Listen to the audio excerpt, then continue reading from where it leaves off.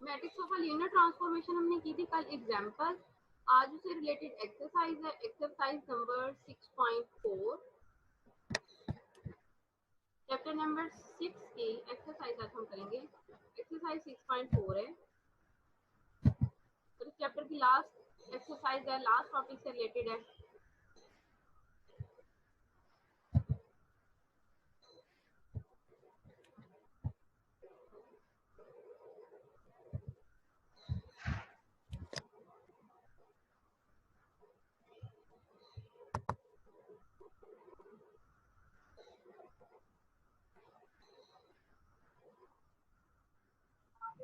Screen share किया मैंने सबके साथ, आप लोगों को दोनों से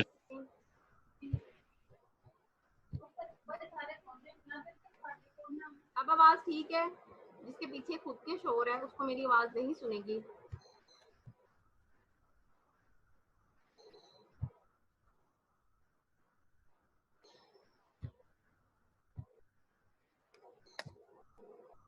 और दोबारा बता देती हूँ कि सब रोल नंबर पहले लिखो और नाम बाद में, इस तरह तरतीब के साथ रोल नंबर आते हैं सारे, ठीक है। एक्सरसाइज 6.4 टॉपिक है हमारे पास matrix of a linear transformation. दोबारा रिपीट कर देती हूँ।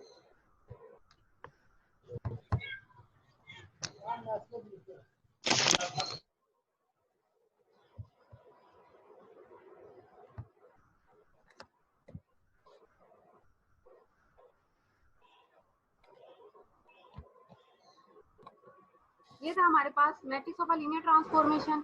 इसमें हमने करना क्या, ट्रांसफॉर्मेशन हमारे पास डिफाइन है, मैपिंग डिफाइन है। मैपिंग में स्टैंडर्ड बेसिस डिफाइन होंगी। स्टैंडर्ड बेसिस अगर नहीं है तो क्वेश्चन में बेसिस खुद से डिफाइन होंगी। बेसिस बिल्कुल ही नहीं बताया गया तो हमने वहाँ पे स्टैंडर्ड बेसिस को चूज करना है। चूज करते हुए हमने क्वेश्चन को आगे फर्दर सॉल्व करना है। बेसिस अप्लाई करनी है अपनी ट्रांसफॉर्मेशन पे और उसका इमेज देखना है अदर में। अदर मतलब दूसरे वेक्टर स्पेस में। यहाँ पे जैसे टी वी टू डब्ल्यू की फॉर्म में ट्रांसफॉर्मेशन हम बी पे अप्लाई किया है तो आंसर जो है वो डब्ल्यू में उसका इमेज आ रहा है। डब्ल्यू वेक्टर स्पेस के साथ कॉम्बिनेशन बना रहा है वो लीनियर कॉम्बिनेशन के साथ। इसी तरह जब आपके पास मैट्रिक्स दिया जाएगा, हमने ट्रांसफॉर्मेशन फाइंड करनी है तो हमने ट्रांसफॉर्मेशन किसी भी वेक्टर के ऊपर अप्लाई करनी है। कॉलम वेक्टर होगा वो जैसे like this x1 x2 so on xn की फॉर्म पे, उस पर ट्रांसफॉर्मेशन अप्लाई करने का मतलब है कि अपना ये जो कोफिशिएंट का मैट्रिक्स है उसको x से मल्टीप्लाई करेंगे तो हमारे पास आंसर आ जाएगा। एक्सरसाइज में भी हमने ये करना है, एग्जांपल्स की थी, एग्जांपल्स के अकॉर्डिंग वही हमारे पास एक्सरसाइज है आज 6.4।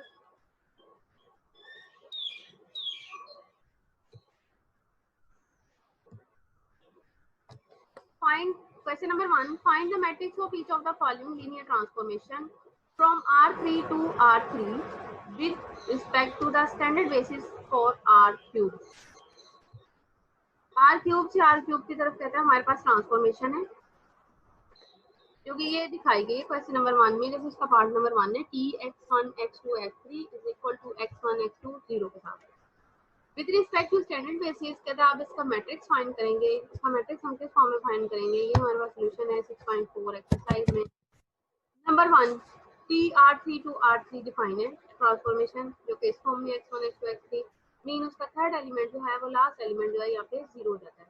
स्टैंडर्ड बेसिस के साथ कहता है मैट्रिक्स फाइंड करना है। हम यहाँ पे R3 के अकॉर्डिंग स्टैंडर्ड बेसिस चूज करेंगे। स्टैंडर्ड बेसिस में फर्स्ट बेसिस है मेरे पास 1 0 0, सेकंड बेस है 0 1 0, थर्ड मेरे पास है E3 0 0 1 के साथ, ठीक है। बेसिस को अप्लाई करना है क्वेश्चन पे। जो हमारे पास ट्रांसफॉर्मेशन दिया क्वेश्चन में उस पर अप्लाई करोगे t1 0 0 इज इक्वल टू 1 0 0। जब इसको इसमें अप्लाई करोगे 1 0 0 को, इसका मतलब क्या है कि मेरे पास फर्स्ट एलिमेंट 1 है, फर्स्ट एलिमेंट की मेरे पास 1 है, बाकी दो एलिमेंट क्या है 0 है, ठीक है। इनको जब आप इसमें ट्रांसफॉर्मेशन में अप्लाई करेंगे तो फर्स्ट एलिमेंट x1 की जगह पे क्या आ जाएगा 1, बाकी दोनों 0 थे। जब ट्रांसफॉर्मेशन अप्लाई होगी तो फर्स्ट एलिमेंट 1 आएगा, सेकंड 0, थर्ड 0, ऑटोमेटिकली 0 होगा, क्वेश्चन में भी वो 0 ही है, ठीक है। सेकंड ट्रांसफॉर्मेशन अप्लाई करेंगे, पहले ट्रांसफॉर्मेशन अप्लाई कर ली बताते हैं उसको लीनियर कॉम्बिनेशन में कैसे लिखा है। सेकंड एलिमेंट है मेरे पास, सेकंड स्टैंडर्ड बेसिस को अप्लाई करेंगे 0 1 0 को, के ऊपर ट्रांसफॉर्मेशन अप्लाई करोगे 0 1 0 का मतलब है x1 0 x2 1 x3 भी 0। ट्रांसफॉर्मेशन अप्लाई करेंगे तो x2 फर्स्ट एलिमेंट ही आएगा, वही बेसिस वापस आपके पास रिपीट हो जाएगी। थर्ड है 001, जब आप इसे अपनी ट्रांसफॉर्मेशन में अप्लाई करोगे तो लास्ट एलिमेंट ट्रांसफॉर्मेशन अप्लाई करके x3 क्या बन जाता है, कहता है 0।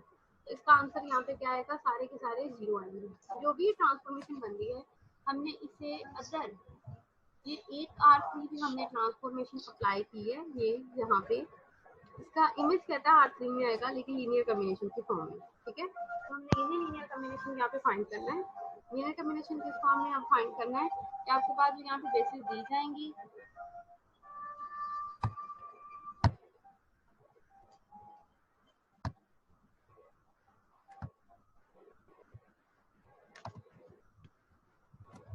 राना काशिफ ऐड हो जाते हैं और अपना रोल नंबर के बगैर ऐड होते हैं और अपना माइक भी बंद नहीं करते, फिर सबका माइक बंद करते हैं।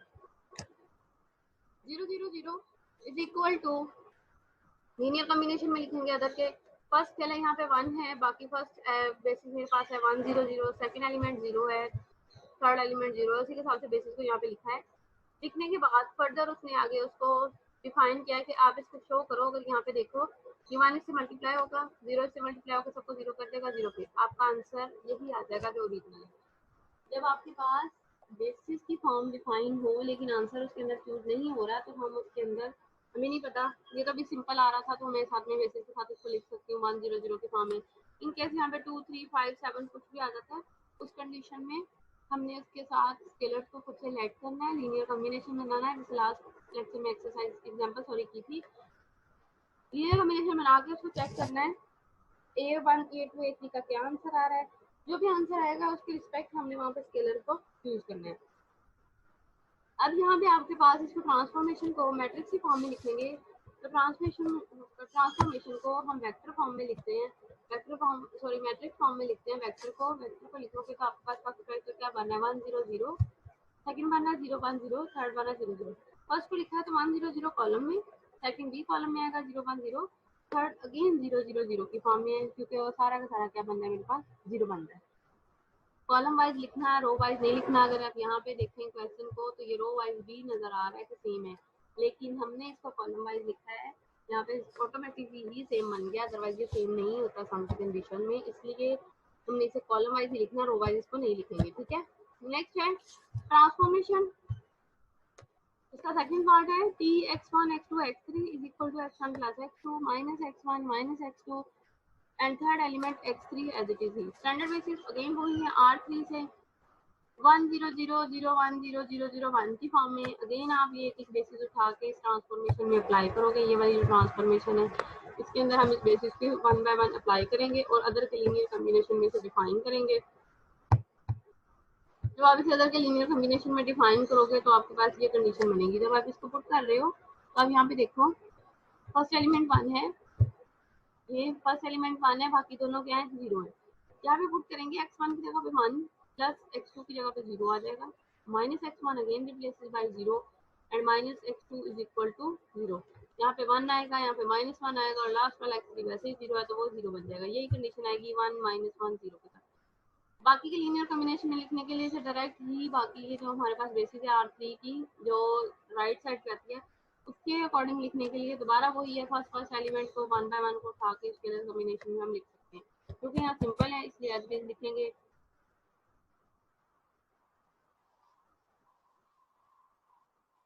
किस टाइम की लाइट बंद कर ली है होते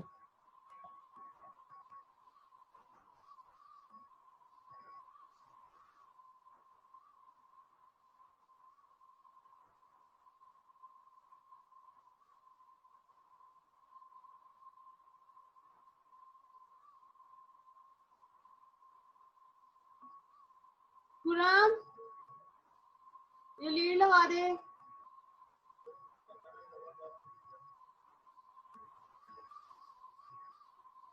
क्या यार ये चावल से हैं।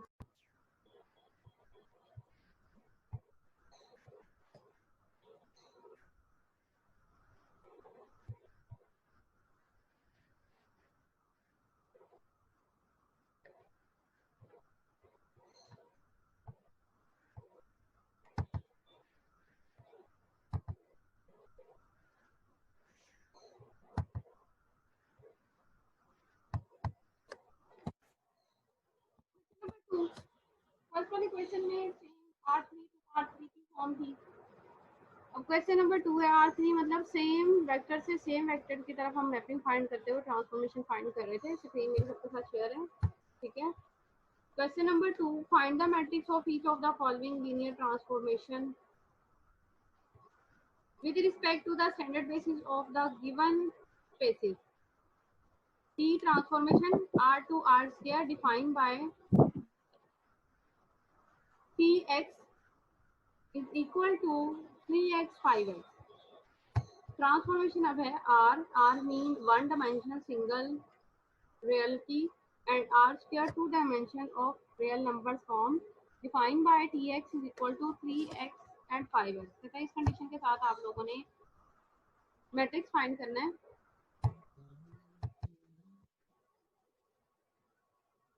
क्वेश्चन नंबर 2 का फर्स्ट पार्ट है T R to R square defined by T x equal to 3x 5x। Standard basis for R की first standard basis single R one dimension के लिए वन बेसिस है। Standard basis for R square के लिए basis जो है वो to dimension की होगी 1 0 और 0 1। पहला एलिमेंट फर्स्ट बेसिस का 1 है, सेकंड 0 है। सेकंड बेसिस में फर्स्ट एलिमेंट 0 है, सेकंड 1 है। आर के ऊपर टी अप्लाई करना है। स्टैंडर्ड बेसिस ऑफ आर के ऊपर जब टी अप्लाई करोगे, यहाँ पे 1 रखोगे तो आपके पास यहाँ पे क्या आ जाएगा, यहाँ पे आपके पास इस ट्रांसफॉर्मेशन में पुट करोगे एक्स की जगह पे 1 तो ये बन जाएगा 1 1 मीन 3 5 के साथ आ जाएगा। 3 5 को आर स्क्वायर के लीनियर कॉम्बिनेशन में लिखेंगे तो 3 को 1 और 0 के साथ लिखते हो और 5 को 0 और 1 सेकंड एलिमेंट के साथ लिख के इनको ऐड करेंगे। एडिशन वही है वेक्टर्स की, फर्स्ट एलिमेंट फर्स्ट में ऐड होकर सेकंड में ऐड होकर आपके पास ट्रांसफॉर्मेशन जो है वो ये डिफाइन हो जाएगी। अब फर्दर इस ट्रांसफॉर्मेशन को आप मैट्रिक्स फॉर्म में लिखोगे तो वेक्टर को मैट्रिक्स फॉर्म में लिखने का मेथड वही है कि आप 3 और 5 फॉर्म में मैट्रिक्स को उठा के वेक्टर को उठा के मैट्रिक्स में लिख दोगे तो मैट्रिक्स में लिखने के बाद आपके पास रहेगा ये 3 और 5 के साथ।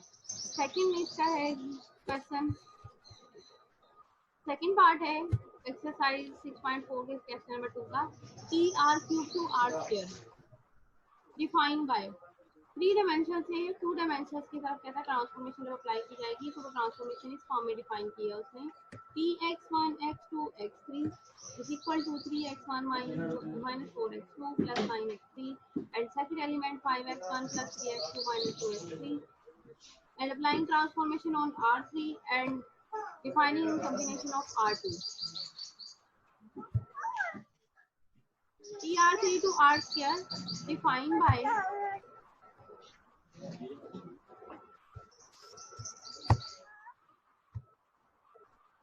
standard basis for R3 is equal to 1 0 0 0 1 0 and 0 0 1. R3 की standard basis define की है, standard basis of R2 की standard basis define की है। R3 की standard basis को अपनी ये original ट्रांसफॉर्मेशन में जो क्वेश्चन में डिफाइन है इसके अंदर पुट करेंगे। जो भी इसका आंसर आएगा जैसे फर्स्ट एलिमेंट 1 3 और 5 उसको आप लीनियर कॉम्बिनेशन में लिखोगे R2 के, तो लीनियर कॉम्बिनेशन में लिखने के लिए फर्स्ट एलिमेंट को फर्स्ट बेस के साथ सेकंड को सेकंड के साथ मल्टीप्लाई करके उनकी एडिशन करेंगे। T010 सेकंड वाली लेंगे, सेकंड वाली स्टैंडर्ड बेसिस को अप्लाई करोगे -4 और 3 के साथ तो आपके पास आ जाएगी सेकंड।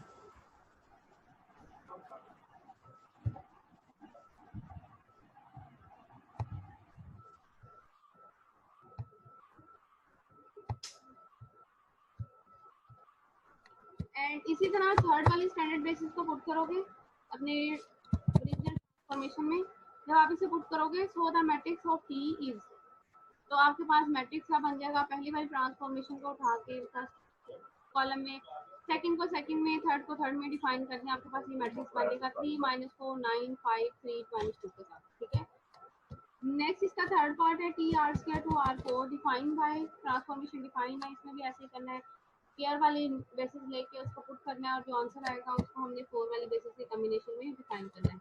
यहाँ पे आप थोड़ा सा डिफरेंस चेक करो, अगर आपके पास ट्रांसफॉर्मेशन दी जाए तो आपसे पूछा जाए डायरेक्ट कि आपने ट्रांसफॉर्मेशन के अकॉर्डिंग मैट्रिक्स बताना है तो मैट्रिक्स क्या बनता है। यहाँ पे चेक करें TR3 to R square matrix क्या बन रहा है 3 कॉलम्स एंड 2 रोज।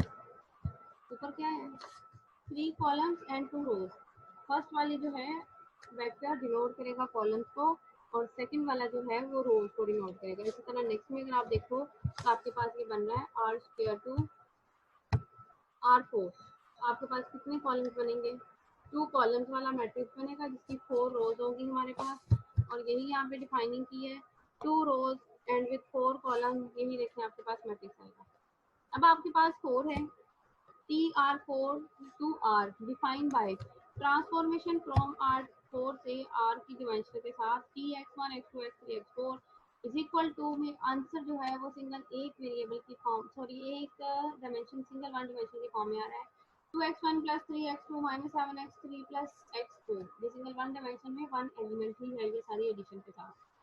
फोर्थ वाली ट्रांसफॉर्मेशन इसमें पुट करनी है और इसको वन के कॉम्बिनेशन में लिखना है। जब फोर्थ वाली में पहला एलिमेंट पुट करोगे 1 0 0 की फॉर्म में तो आपके पास इक्वल टू में आंसर आ रहा है 2, और 2 को सिंगल वन के कॉम्बिनेशन में लिखोगे तो सिर्फ 1 ही आएगा, 2 मल्टीप्लाई 1। इसी तरह सेकंड वाली थर्ड एंड फोर्थ को ऐड करते जाओगे तो आपके पास ये कंडीशन बनेगी 3 - 7 1 के साथ, ठीक है। So the matrix of T is, आपके पास 4 कॉलम्स और सिंगल वन रो का मैट्रिक्स जो है वो डिफाइन होगा। Now question number 3, question number 3, each of the following matrices of a linear transformation Trn to Rm, determine Mn and express P is terms of coordinates. Defining 3 matrices converting into the form of transformation.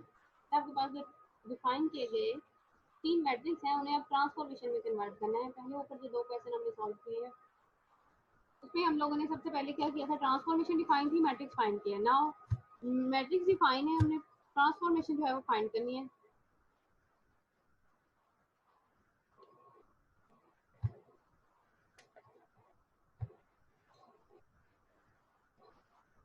और M N बताना है कि हमारे पास transformation जो है वो कितने dimension से कितनी डिमेंशन की फॉर्म में है। And express C in terms of coordinates.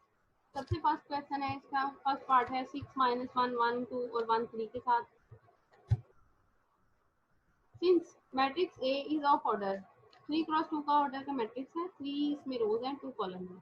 मैंने दोबारा एक्सप्लेन किया था कि आपके पास ट्रांसफॉर्मेशन डिफाइन होती है तो पहली वाला जो वेक्टर है वो कॉलम्स को डिनोट करता है, सेकंड वाला जो वेक्टर है वो रोज को डिनोट करता है। It mean defining matrix is defined R2 to R3, 2 rows and 3 columns form is defined by, अब आपने ट्रांसफॉर्मेशन के लिए यहाँ पर फाइंड करने के लिए 2 ट्रांसफॉर्मेशन किस पे अप्लाई करनी है, R स्क्वायर पे।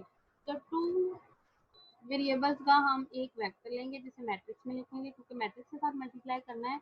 मैट्रिक्स में लिखने के बाद तो मैट्रिक्स के साथ मल्टीप्लाई करोगे, कन्वर्सली यही था हमारे पास कि हमने मैट्रिक्स के साथ उसे मल्टीप्लाई करना है।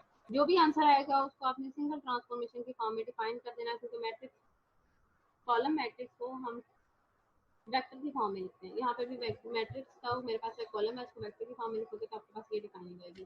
सेकंड था 3 रोज एंड 3 कॉलम, इसमें R3 to R3 की डिफाइनिंग करनी है।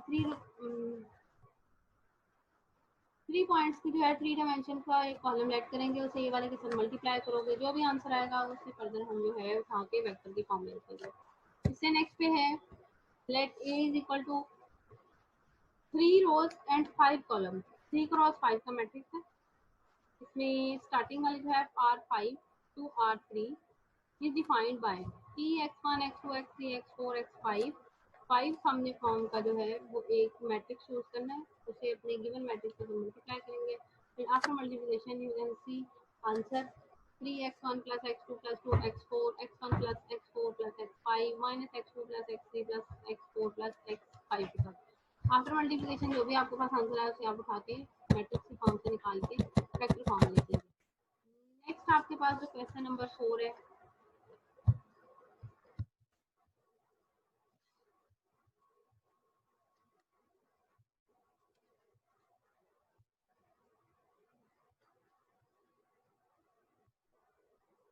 क्वेश्चन नंबर 4 T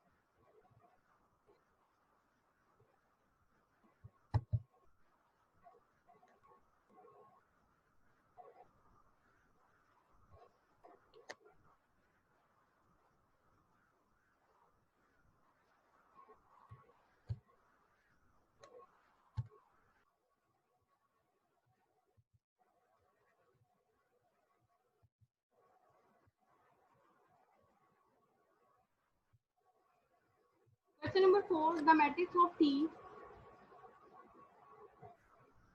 मैट्रिक्स आपके पास डिफाइनिंग फॉर्म है कि इस मैट्रिक्स के लिए आपने ट्रांसफॉर्मेशन डिफाइन करनी है, और जो ट्रांसफॉर्मेशन डिफाइन की गई है गिवन बेसिस, ये क्वेश्चन में आपको बेसिस जो है वो गिवन होंगी। ट्रांसफॉर्मेशन पे अप्लाई करते हुए, इस ट्रांसफॉर्मेशन के ऊपर अप्लाई करते हुए हमने फर्दर इनका मैट्रिक्स दोबारा फाइंड करना है कि इन बेसिस के अकॉर्डिंग ट्रांसफॉर्मेशन क्या आती है हमारे पास। ठीक है, मैट्रिक्स के पास the matrix of T. T आपके पास मैट्रिक्स डिफाइन है, इसमें आपके पास 3 क्रॉस 3 का मैट्रिक्स है। इट्स मीन 3 क्रॉस 3 की फॉर्म में हमने यहाँ पे इसको चूज करना है।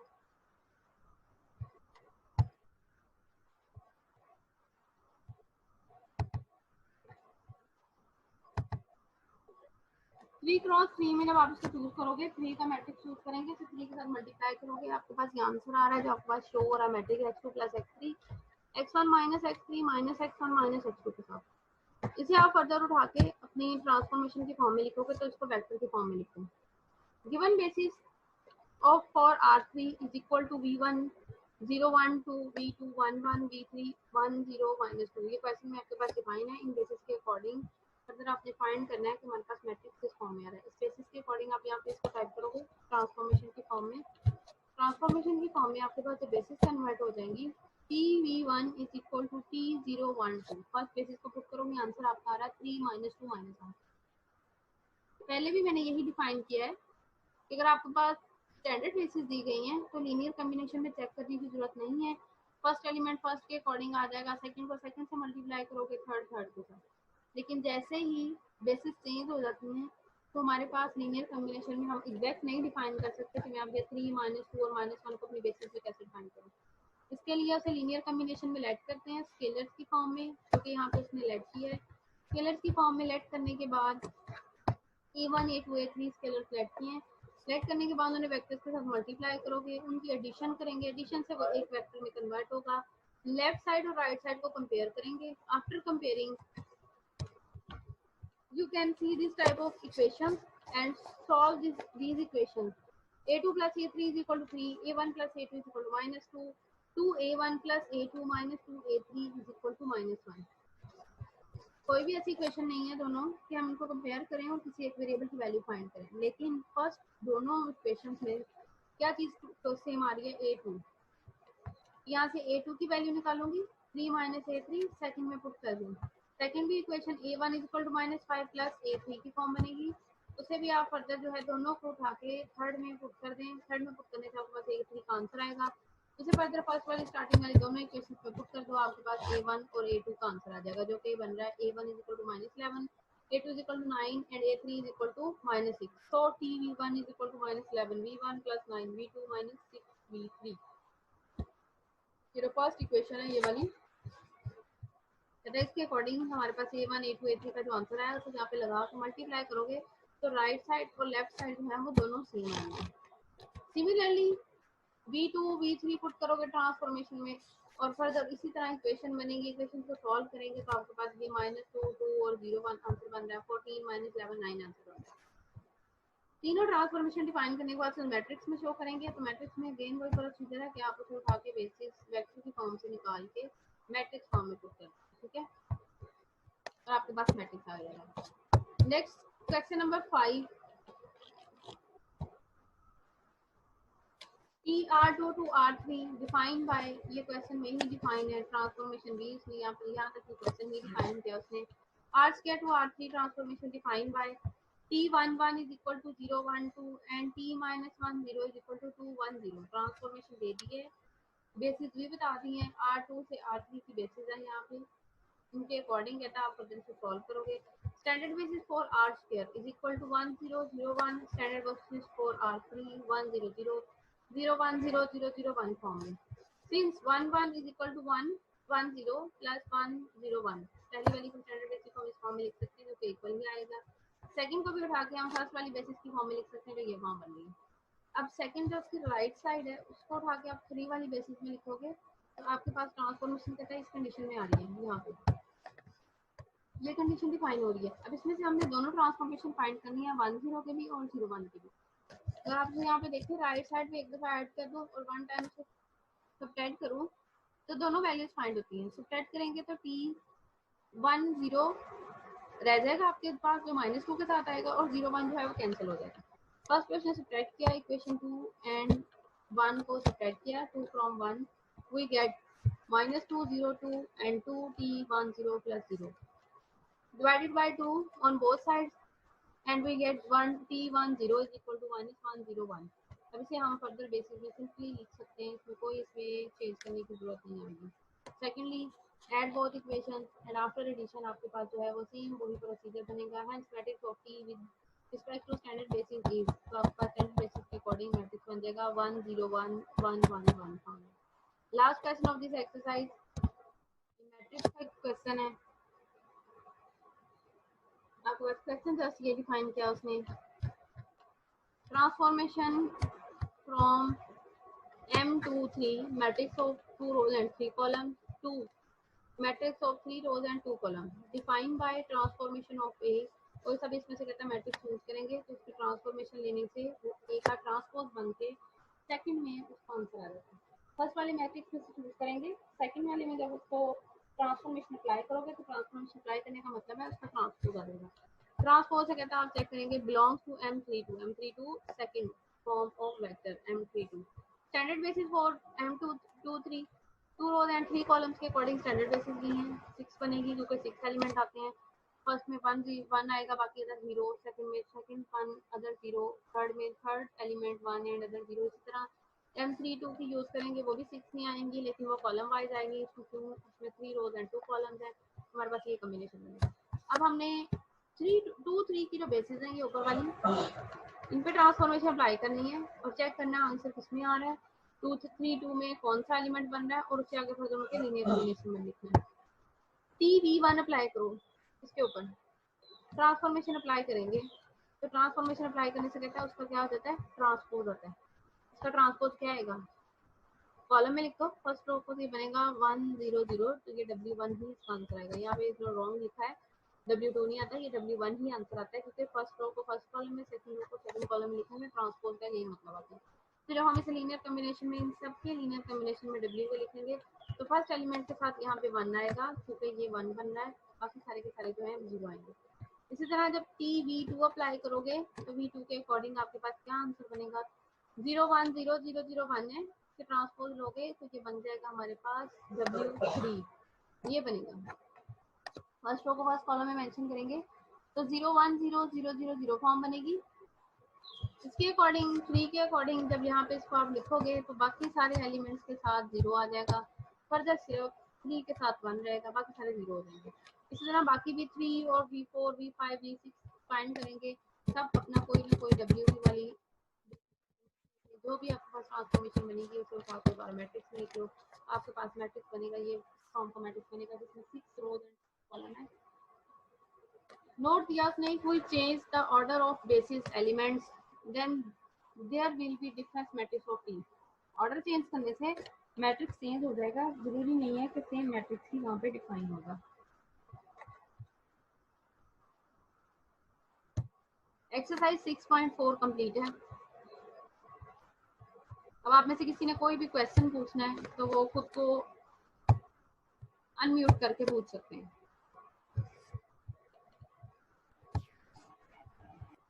किसी को कोई भी क्वेश्चन पूछना है तो वो मेरे से पूछ सकते हैं, मैंने खुद को अनम्यूट कर दिया है।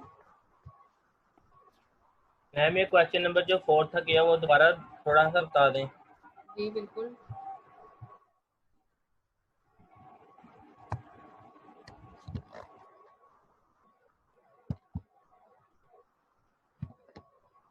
ये क्वेश्चन नंबर 4 स्क्रीन नहीं शेयर हो रही।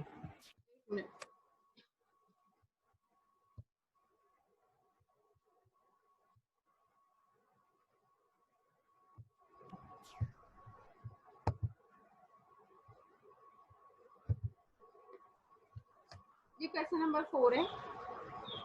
क्वेश्चन ये है, the matrix of T, transformation का जो मैट्रिक्स दिया गया है T in terms of coordinates is, इसे आपने ट्रांसफॉर्मेशन में कन्वर्ट करना है। ठीक है, मेरे पास यहाँ पे क्वेश्चन ओपन नहीं हो रहा, अदरवाइज मैं आपको क्वेश्चन ओपन करके दिखाती हूँ।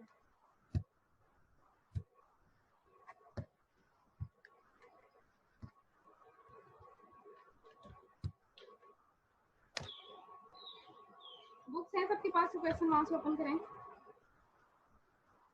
क्वेश्चन ये है, द मैट्रिक्स ऑफ टी, ये मैट्रिक्स दिया गया है, इसे हमने ट्रांसफॉर्मेशन में लिखना है।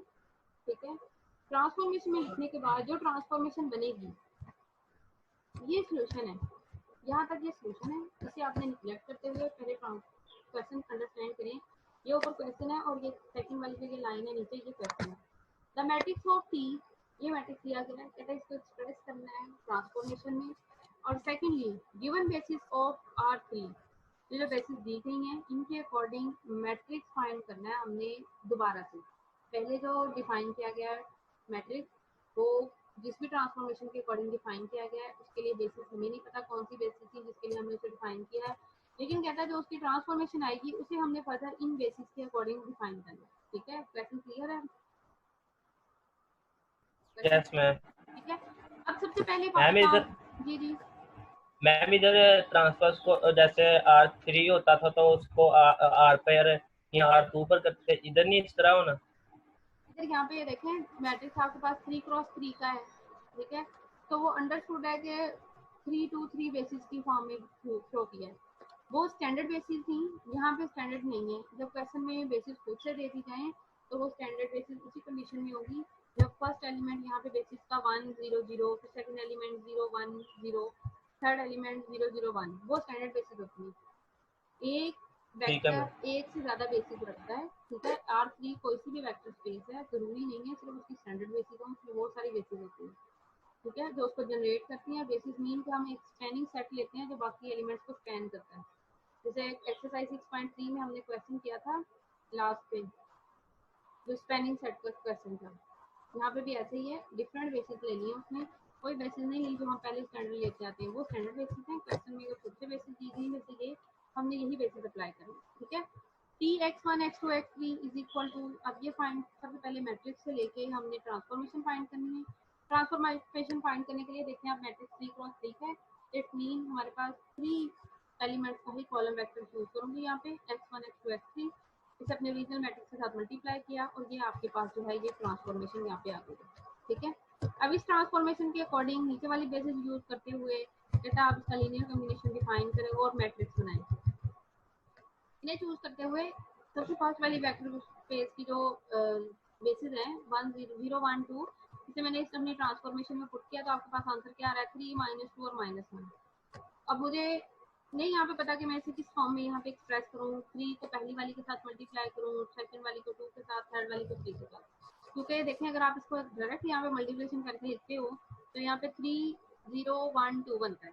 ठीक है, जैसे A1 की जगह पे 3, A2 की जगह पे -2 और A1 की जगह पे 3 की जगह पे -1 मल्टीप्लाई करोगे तो कभी भी राइट साइड यहाँ पे नहीं आती। डिफरेंट हमेशा स्केलर जो है जब बेसिस चेंज हो जाती है स्केलर डिफरेंट हो जाती है।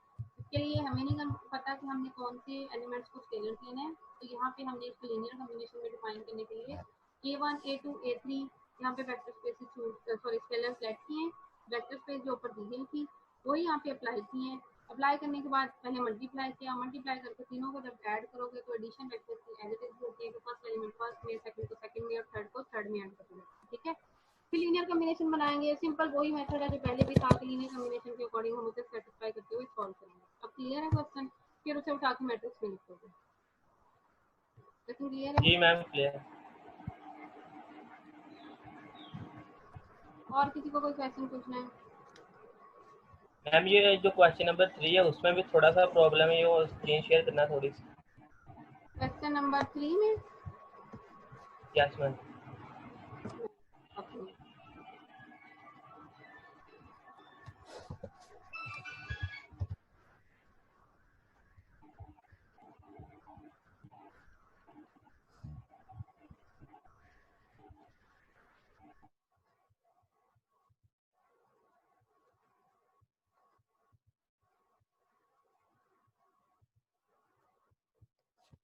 क्वेश्चन नंबर 3 में क्या प्रॉब्लम है?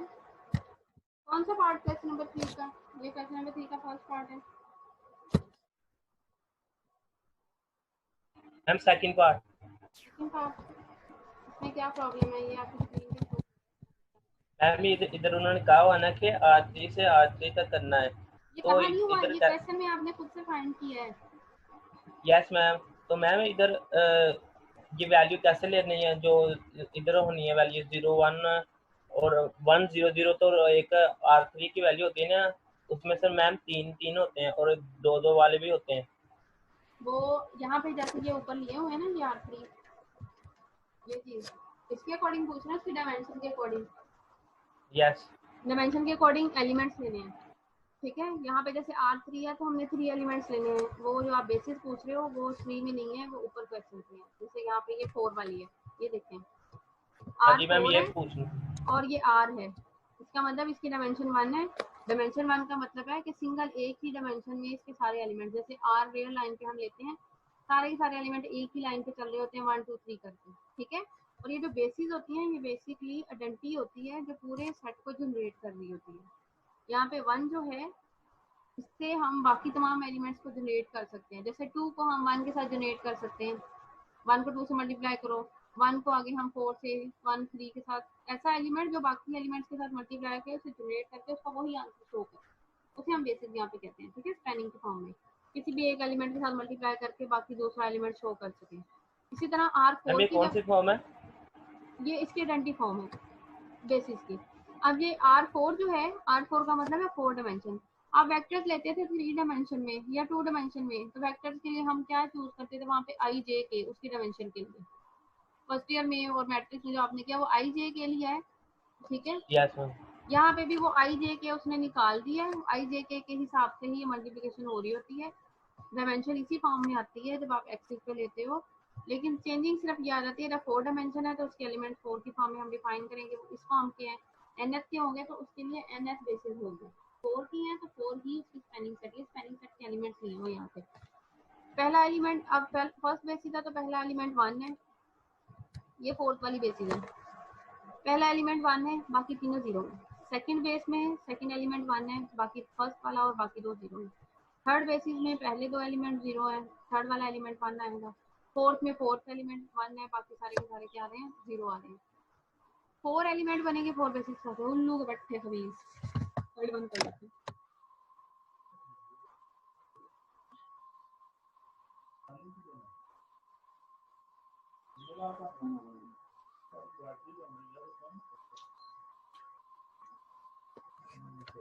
पूरे 12 मिनट